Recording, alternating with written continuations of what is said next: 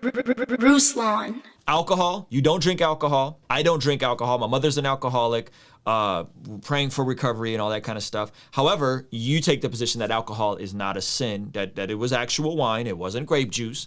You did an hour-long talk, which I recommend all you guys go and see. Really well done. We go over all the verses in the Bible about alcohol, all the good ones, all the bad ones. That's and right, yeah. and you're willing to say, hey, this is not something I do or need in my life. However, this is not a black and white sin, heaven, or not even a sin issue. It's not only is it not an essential issue, it's not even a sin issue. It can be and can be abused. Talk about your ability to hold a personal conviction while not holding that personal conviction over all of Christendom. Because people think that oftentimes a personal conviction has to be held to all of Christendom, and I don't know if it's a lack of critical thinking skills or a lack of grace or compassion or what it is exactly, but talk about that. Well, I think it's a natural tendency, and Romans 14 talks about it in detail. It's like explaining us the issues of conscience, and it says like, hey, there's what's called the weaker brother, and then there's the stronger brother. Yeah. And let's just deal with the term Scripture uses. When I read Romans 14, there was one point in my walk where I realized I'm the weaker brother. I always thought I was the stronger one because I had stricter convictions, and that made me the stronger brother, which was just pride, right? Yeah. In reality, my stricter convictions were a result of the weakness of my faith. And I'm like, wait a minute, I don't like that. This is very unpleasant for me. Okay, I'm admitting a spiritual weakness here. What's going on? But that's what Scripture says. So when I feel convicted about drinking, even though it's not inherently sinful, that's a weakness. But that's not a weakness that has to be fixed. Okay, this is like suggesting that you have your wife hands you a bottle and says, "Can you open this for me?" You're like, "Of course I'll open it. I'm not going to criticize you because you can't open it because you're not as incredibly masculine and powerful as I am. You're not going to do that. You're just going to open it for her and be like, yeah, we're just different, and we accept those differences. But sometimes the way we approach issues where there's liberties, we're like that. Okay, so I don't do drinking, right, for my own reasons, and I have a background that is similar to yours there. So I'm like, yeah, I'm not going to do that. But I realized slowly that was just me, and the tendency is to take those convictions, feel like they're strengths, and then dump them on everybody. Yes. Now, if they're clear convictions in Scripture, like don't commit adultery, okay, that is not a conviction issue. This is simply a fact of sin. But whenever I have a conviction that let's say it's for certain kinds of music, I had a buddy who used to be a drug user and he was in rock bands. So any kind of hard rock, like it would like flashbacks to drug days for him. So he couldn't even listen to it. He couldn't even have it on. If they played it in the church and it was a music style that sounded like that, even if it had godly words, he would get up and leave. And I have no problem with him doing that. Yeah.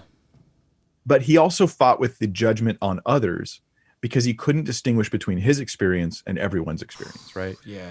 So I think that Romans 14 gives us all the teaching we need on this. It's like the weaker brother, don't judge the strong brother who has the liberty to do this thing. There is no Scripture that really says that's wrong. You need to recognize that and let them have their liberty. And the strong brother, don't look down on. The word is despise. Don't despise the weaker brother. And this is what I see that happens. Like you get the drinkers in your church and the non-drinkers. And the non-drinkers get together and they're like, we're the strong ones because we don't succumb to the sins that these guys.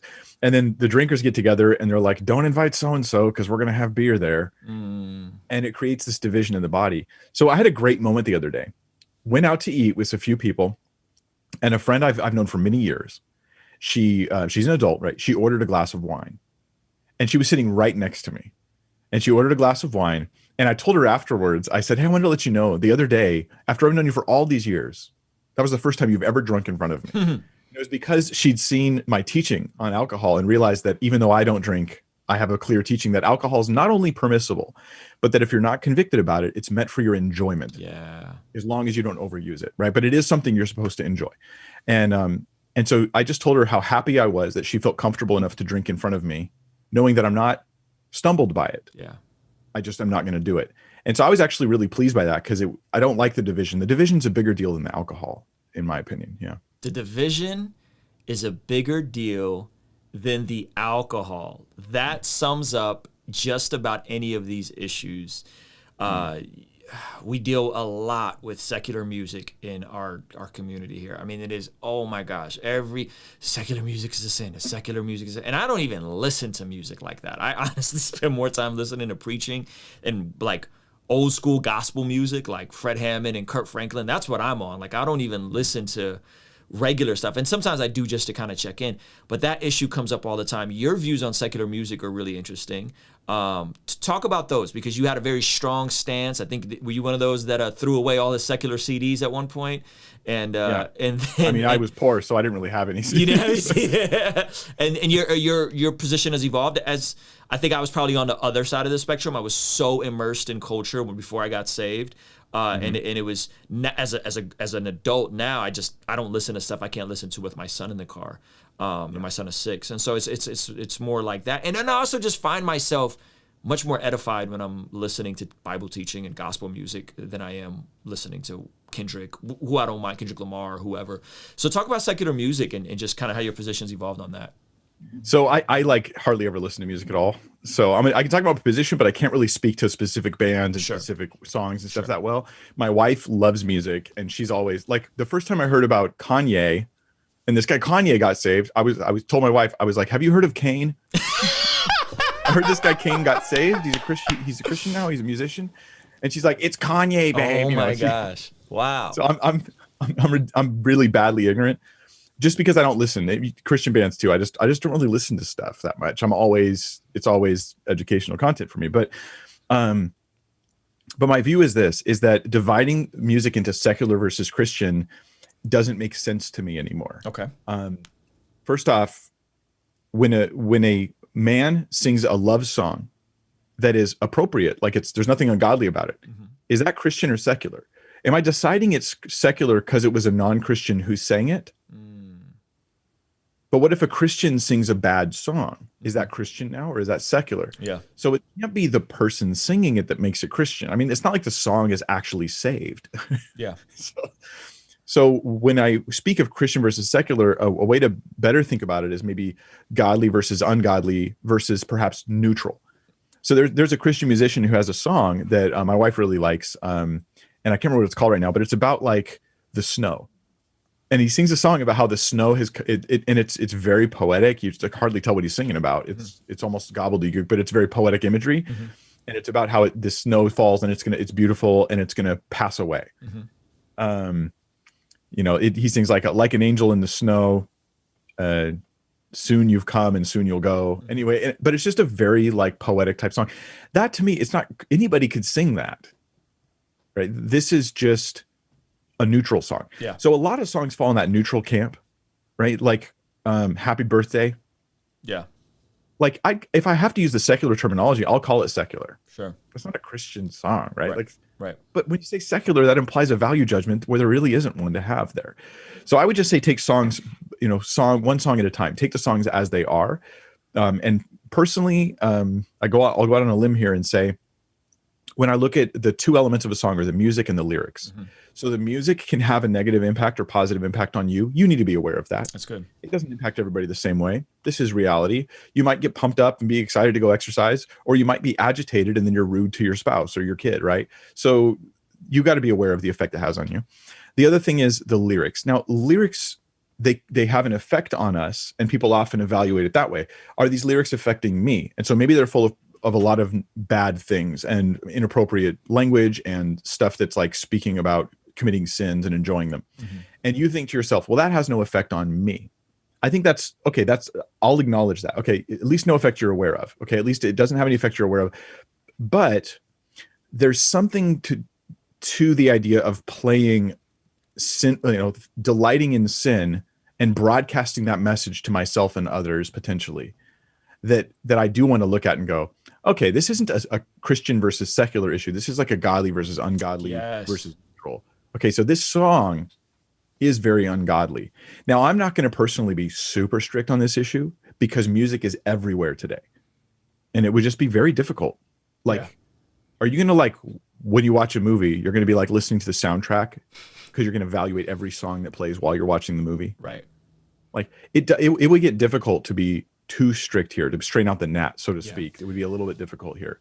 But I think there's some principles that can be applied. to the stuff we listen to. I like the godly versus ungodly versus neutral. I would say I can't listen to anything that is calling good evil and evil good. I think that to me is like when you're taking fornication and celebrating it, I can't be a part of that. I don't want to endorse. And now with streaming, it's not just you're passively listening to it. Folks don't know that you're actively listening to everything because now you're clicking into that playlist on Spotify. You're clicking into that. So I just have a line where like I cannot do this, and I rather just not endorse stuff like that. And to me, you're right. It's not secular versus Christian. And I'm even some degrees of and this may be polarizing, but even I don't like profanity because I'm around my son a lot, but if I'm by myself and Kendrick Lamar or whoever, J. Cole puts out an album, I might give it a spin, but I don't feel the moment they start calling good evil and evil good, that's when I got to check out, and I can't anymore because I'm like, okay, now I'm playing into this entire thing, and that's not helpful. Yeah, and I think that calling evil good and good evil is a bigger deal than simple profanity. I think that profanity tends to catch our attention, but what is a larger issue, a bigger thing, is what you're saying there. So you talk about. I mean, even old songs like there was this old song, Under My Thumb. I don't know if you've ever heard it. Really old song, Under My Thumb, and it's a guy singing about getting a girl under his thumb. Wow. And this is an old phrase meaning like you're under my authority now. And you listen to the song and it sounds like he's grooming her. Yeah. Unhealthy, like domestic violence type relationship. That's really what it sounds like. And I'm a former DV counselor, so I hear that song and I go, dude, like the guy who writes this song should have all of his relationships brought into question. Like, what are you doing back there? Yeah, that's some sex trafficking vibes. Like Under My Thumb, that's scary. That's some like, oof. It's pretty weird. So yeah, there's things like that has nothing to do with the style of the music, just entirely the lyrical content, that goes on there. Give Mike a sub if you aren't already sub. If you're a sub on my channel, I don't know how you're not subbed to Mike Winger's channel. Go subscribe, show him some love. I'm so grateful for his voice. Hopefully this was encouraging, empowering. If it was, give this video a like, subscribe, all that good stuff. Pastor Mike, thank you. This was incredible. Joshua the King came down and bore it all. Yeah, conversations front of the fireplace. All of my mistakes, how do I erase? Wanna operate at a higher pace. Birth pains causing the body to dilate. On a first name basis with the worst.